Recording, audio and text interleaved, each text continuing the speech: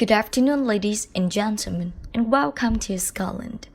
We just landed at Stirling Airport, where the local time is 15 minutes past 3 in the afternoon. The temperature is outside 16 degrees Celsius. For your safety, please remain seated with your seatbelt fastened until the plane has come to a complete stop and the seatbelt sign has been stripped off. Scotland is a land rich in lore, scenery, and culture, and the destination that the flight is going to check out today is Stirling Castle. Coming to Stirling Castle, we would like to introduce you the castle general information about its location, topography, climate, and population, especially Stirling Castle history, architecture, and its influence together tourism are several major aspects to their exploration.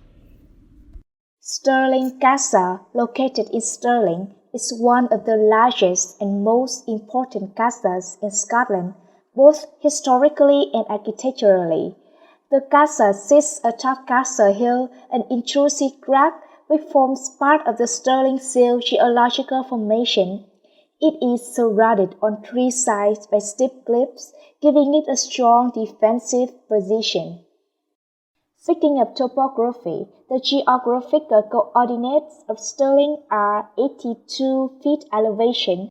The land surrounding Stirling has been most affected by glacial erosion and deposition.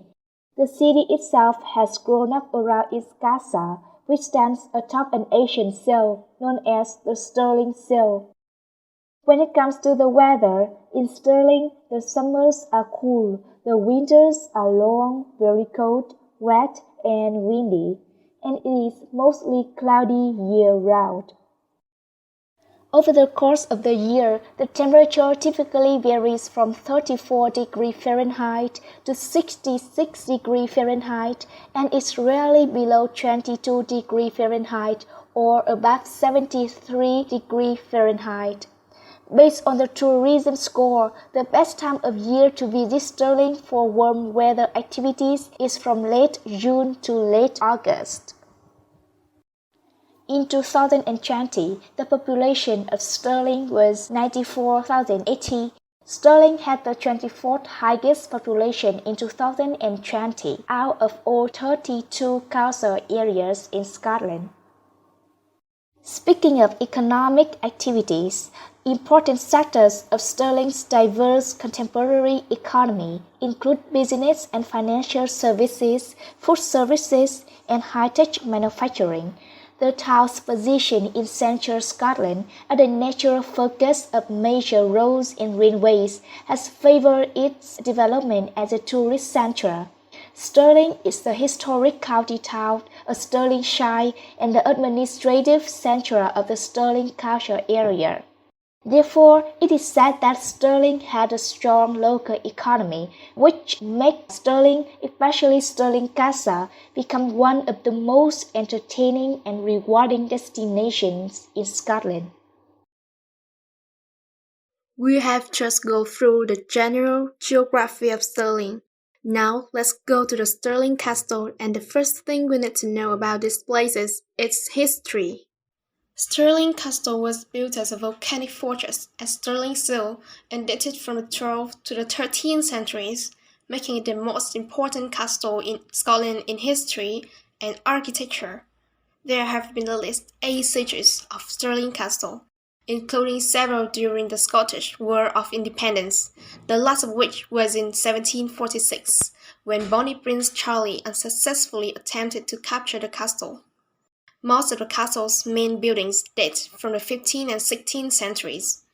Some of the structures still exist from the 14th century, while the defensive structures outside the front of the town date from the early 18th century. Before merging with England, Stirling Castle was also one of the most used of the Scottish royal residences. Stirling Castle is known as a complicated structure. The castle's first line of defense was a massively built low-altitude artillery battery that dated to 1708 to 14, combined with a fortress-like enclosure designed by an Italian engineer and directed to construction in 1554. Going inside is a horizontal wall that spans the entire width of the castle rock. To enter Stirling Tower, you can go through 4 walks, the short way to the main entrance, and the side entrance is the north gate. Within the 4 walks is the outer close, principally of services court, dominated to the north and west by the Great Hall and the east facade of the palace. The regional center is the inner closed houses with the principal buildings of the castle including Palace, King's Old Building, Chapel Royal, Great Hall, Nether Bailey, Royal Gardens and King's and Queen's Knot Gardens. Let's find out more about the importance of Stirling Castle for Scottish society. Stirling Castle was the key to the Kingdom of Scotland. Its origin is the key royal residence from the late 11th century into the early modern period and subject to many battles and sieges, particularly during Scotland's wars of independence from England in the late Middle Ages. Over a century of eventful Scottish history, the castle witnessed the death of 2 kings and 2 coronations, multiple sieges, and not a few murderous intrigues. Stirling Castle is also an iconic royal palace and a medieval stronghold, seen to represent Scottish independence and a focal point for many of the most important events in Scotland's history. Stirling Castle was the childhood home of some of the most famous people in Scottish and British history, such as Mary Queen of Scots and James. The castle functioned primarily as a military base in its later history, but today it has been restored to its former glory when it was the royal residence of the Stuarts at the height of its power and magnificence. The castle esplanade or parade ground have been used as an open-air concert venue for several noted acts, some of whom have used Stirling Castle and the surrounding scenery to film in-concert DVDs. These acts include Bob Dylan, Wet Wet Wet, Rod Stewart. The esplanade also hosts the city's Homecoming celebrations. Due to its similar appearance to Cody's Castle in Saxony, Germany, the castle was used to film the exterior shots for the 1970s TV series Codex, a drama about the many attempts of Allied powers to escape from the castle during its use as a military prison in the Second World War. Nowadays, Stirling Castle is famous internationally as one of Scotland's must-see visitor attractions. Now, are you curious about the tourism industry as to why Stirling Castle has become one of the must-see attractions in the world? Let me elaborate on it. Tours around the castle buildings and grounds are available. Visitors can tour with an audio guide or with a tour guide, and there are a range of exhibitions to see. Now an award-winning attraction, it offers beautifully decorated rooms, excellent exhibitions and activities, and dressing up for kids. It also features a museum dedicated to the Argyll and Sutherland Highlanders Infantry Regiment, a must-see for history and military enthusiasts. These are some striking recorded numbers. The number of tourists in Stirling Castle is more than 500,000 people, 18% increase compared to the previous year, which gave this place second-ranked in top 10 heritage attractions in Scotland, recorded in 2017 and 2018. It was also crowned Scotland's best visitor attraction in the Scottish Outdoor and Leisure Awards in 2017, have been named as some of the most awe-inspiring city sights in Scotland. During a normal summer, the castle can get over 5,000 visitors in one day. Stirling Castle is open in 2022, but some areas are off limits, so the admission fee is reduced. What are some must-do activities that visitors shouldn't miss out when coming to Stirling Castle? First, there are some activities that allow people to get a taste of the past.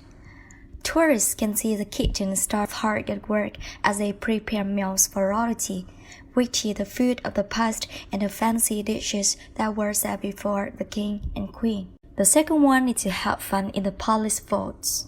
The palace vaults are the great place to learn about the people who helped build the palace and others who worked for the king and queen. There are 5 vaults you can visit, including painter, carver, tailor, music scene, and jester, each with different games and activities. Visitors also have the chance to discover the secrets of the Stirling skeletons.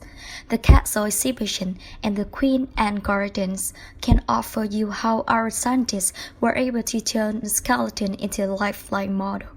The family tours are especially designed for youngsters aged 5 to 12 and their families, though all ages are welcome.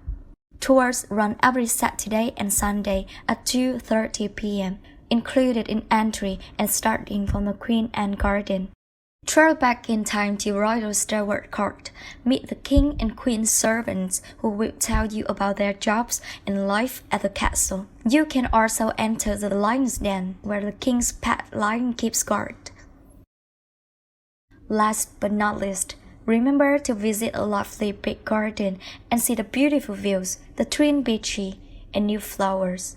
Children are allowed to have fun pretending to be the prince or princess or just practicing cartwheels. On behalf of DHL Airlines and the entire crew, we would like to thank you for joining us, and we look forward to seeing you on board again in the near future. Have a nice day.